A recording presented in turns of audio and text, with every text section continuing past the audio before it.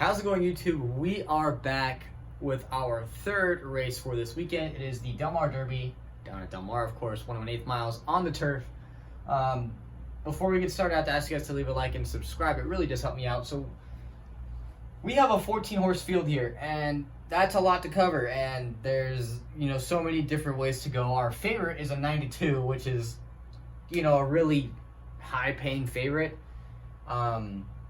That being Hudson Ridge, 92, Flavien Prat, Bob Baffert. Great connections.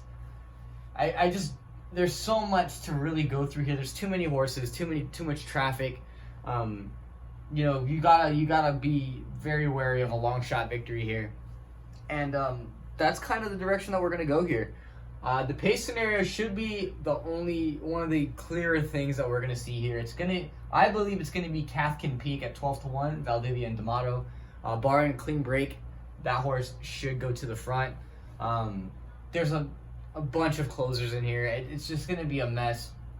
I'm trying to get through that turf course. The only horses that I have starred are Zoffarelli at 6-1, Van Dyke and Mullins, and Sword Zorro 5-1, Rispoli.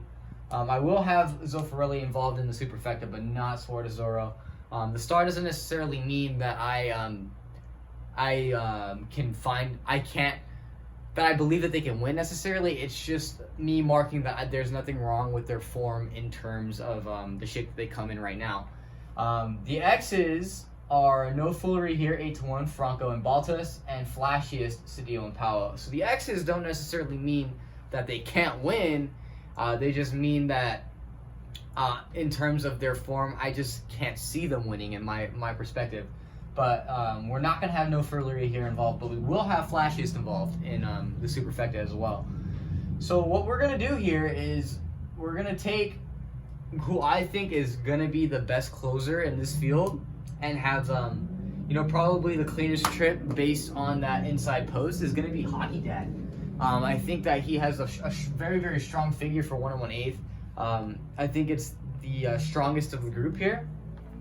So we're going to use him on top, that 8-1, to try to get a long shot victory for Hockey Dad.